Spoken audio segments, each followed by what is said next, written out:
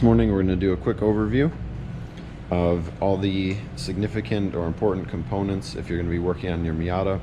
We're going to do a whole series of these, so look for more of them coming in the future.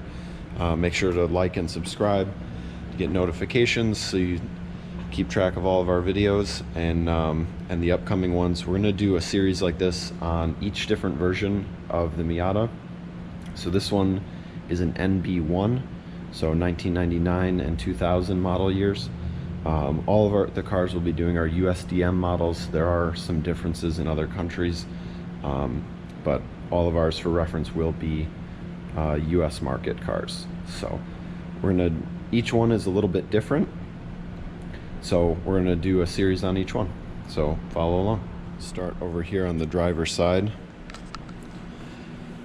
Right here's your reservoir for your clutch master cylinder. Clutch master cylinder itself is right under there. Reservoir for your brake master cylinder. Brake master cylinder sitting right underneath it. This is your brake booster, powered by vacuum from the engine. This line goes across and over to the intake manifold for a vacuum source. You've got your diagnostic port right here. This has a bunch of useful tools in it.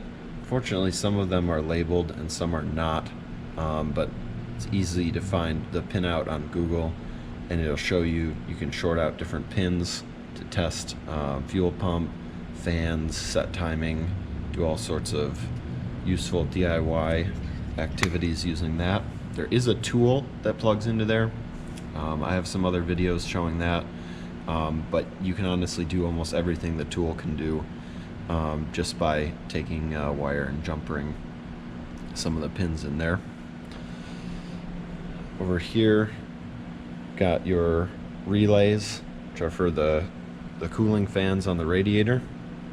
Sometimes these wires can get messed up. We've seen issues with those, getting corrosion on them, having some problems, but it's pretty simple to access and repair.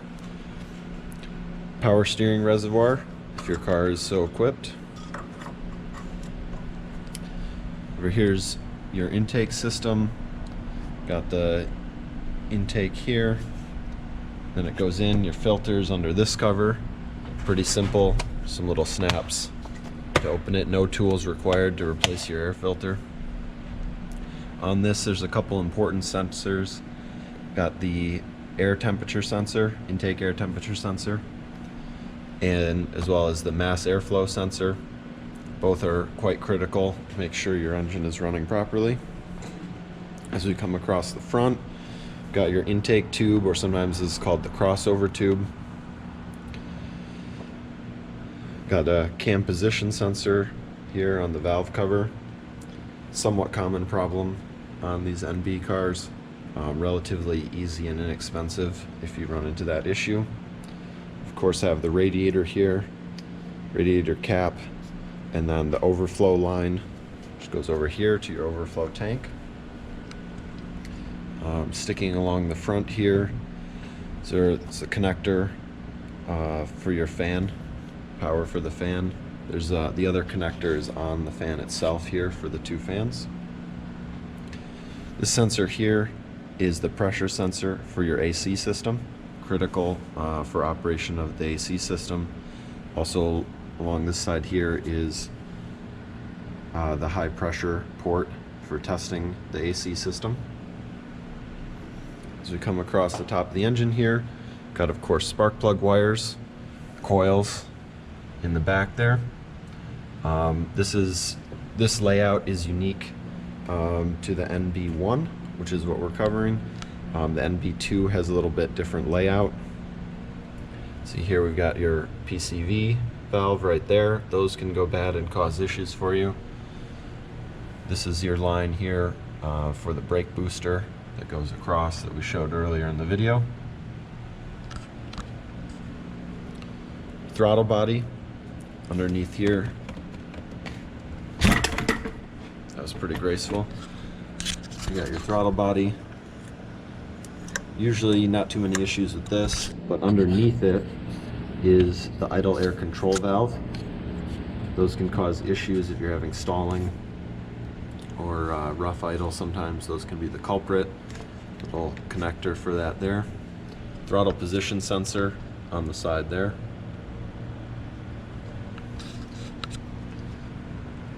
Got a couple of plugs on the front of the engine here.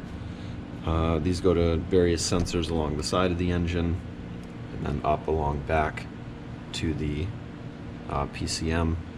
One of the more important ones over here, got a sensor plug down here that actually goes down to the underside of the engine, and that's for your crank position sensor. Again, a critical sensor for operating the engine. Over here we got your power steering pump on this side. You can't see from this angle, but below that is your AC compressor. On the other side of the engine, you got your alternator right down there. So we come along the passenger side, got your evap canister and the purge solenoid that controls that. Fuel lines are tucked down in here too, as well as the fuel pressure, or the fuel damper. You can see down there, that is not your fuel pressure regulator. It kind of looks like a fuel pressure regulator, but on NBs, the regulator itself is in the tank. So there's no regulator accessible up here. Right here is your boost sensor, which is not what it sounds like. It does not really detect boost. It really detects more like atmospheric pressure, and it's a critical component to the EGR system. So sometimes you'll get a fault code that has something to do with the boost sensor. That's this guy right here. So you may have a problem with the wiring or with the sensor itself if you get that code. If we come along the other side of the engine here on the back of the intake manifold, this is your EGR valve right there. It's got a tube that goes along to the back over to the exhaust manifold, feeds exhaust gas into the intake. Those can sometimes have issues. This guy right here, this is the vacuum actuator that controls the butterflies that are inside of the intake manifold. Again, kind of an emissions thing. Over on this side we have a fuse box. It says a bunch of the primary relays, usually pretty well labeled on most cars. We got the main relay, one for the ECU and fuel injection, blowers and fans, a couple other fuses in there as well. This is the ABS module, contains the pump to run the ABS system if your car is equipped with that. We got the windshield wiper motor mounted right there. It's got actuators, just one motor controls both windshield wipers.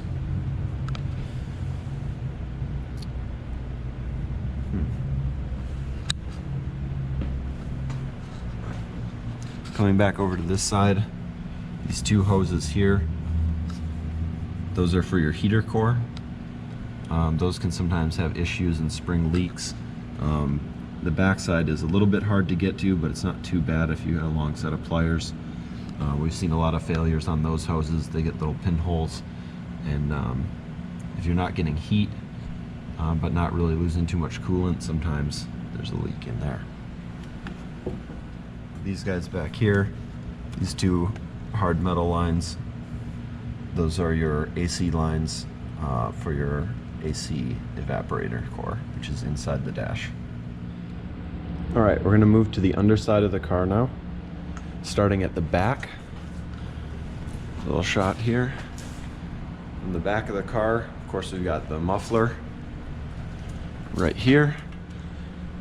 On NBs, they're actually pretty nice because they're removable. Got a flange right here. On the NAs, it's kind of one piece almost all the way to the front, so it's a little easier to work with. That's NB specific. The rear end underneath a NA or NB is almost identical as far as the control arms. Of course, you got your shock, lower control arm, upper control arm here. Got your half shafts or some people call them axles. Right there, got a rubber boot on each side. Those just pop out of the diff. There's nothing really retaining them except for a clip inside if you need to remove those.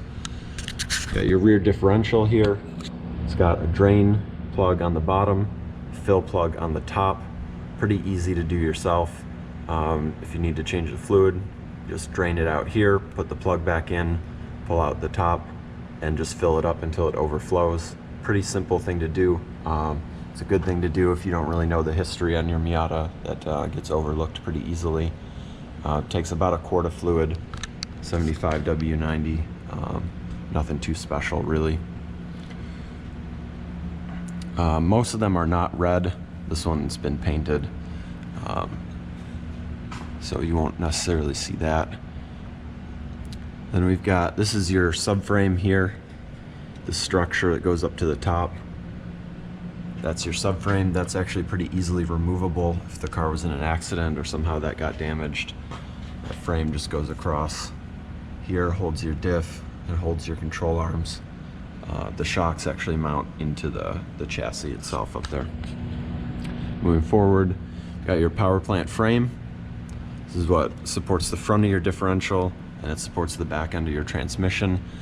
Some pretty important wires running along it that go to your starter, as well as this ground on here. This ground is critical. Sometimes people have battery issues or starting issues, and this ground can sometimes get damaged, or somebody may remove it and forget to put it back on. So sometimes you can get by without it for a little while.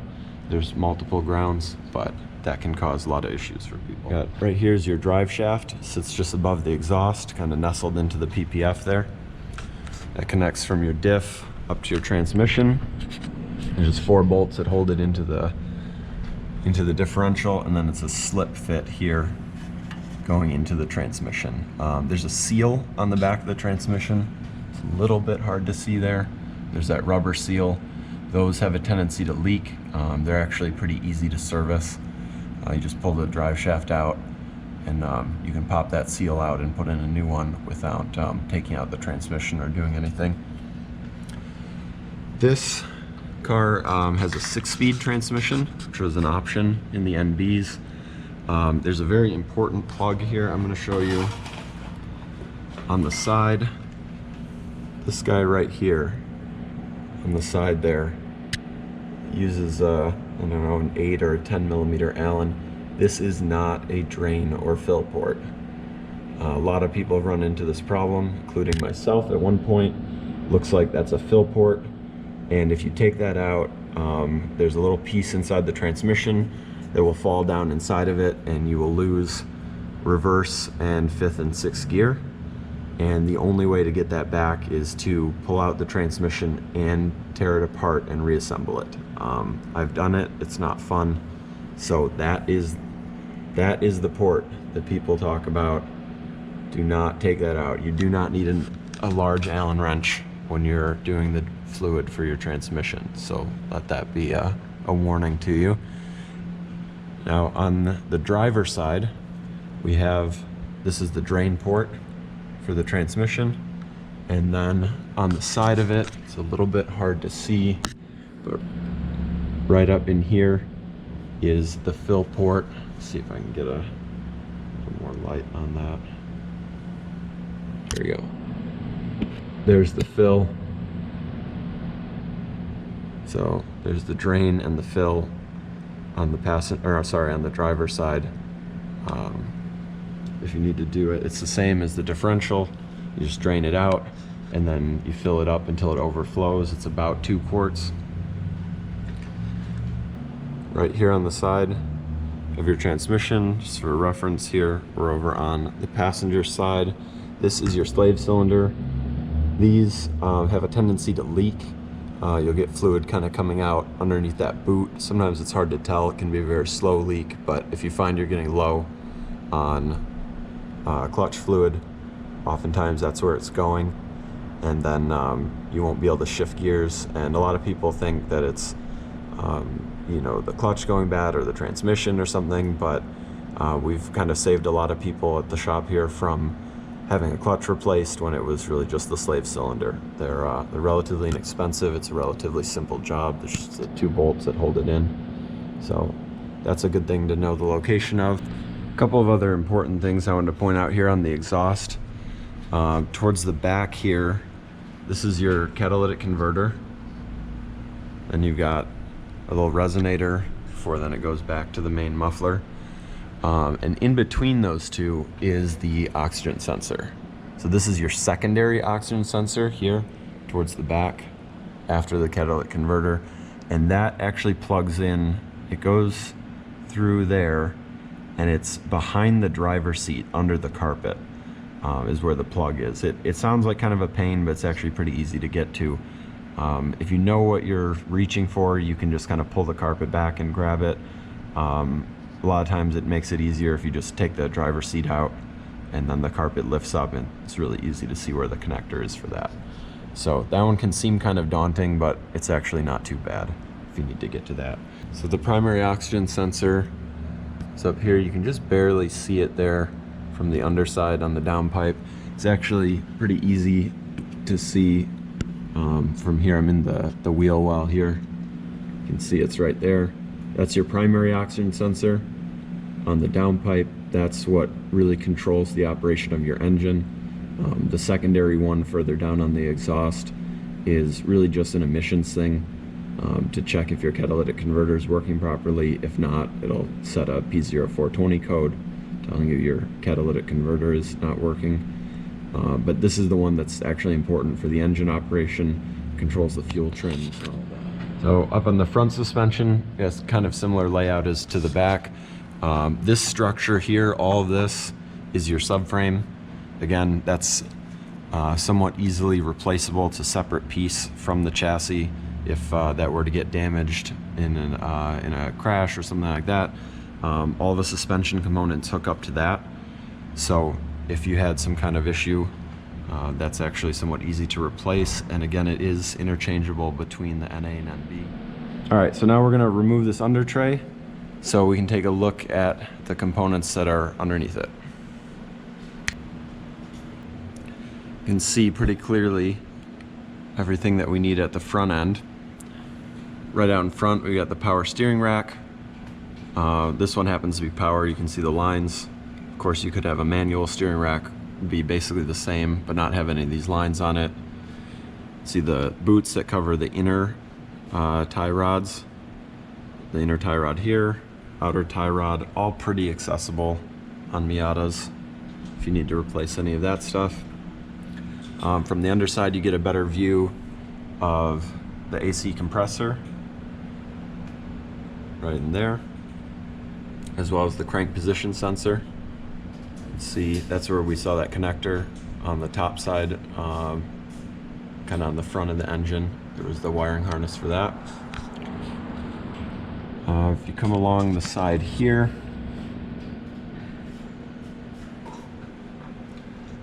see the bottom side of the alternator, this bolt on the bottom here. It's used for adjusting it.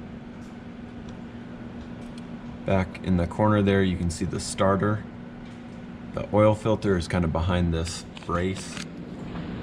So this area on the passenger side here of the Miata, kind of in the wheel well, is where a lot of important components are, and unfortunately they're pretty difficult to access. I'm gonna do the best I can to get the camera in there, but I can assure you it's even less fun if you're trying to get tools in there.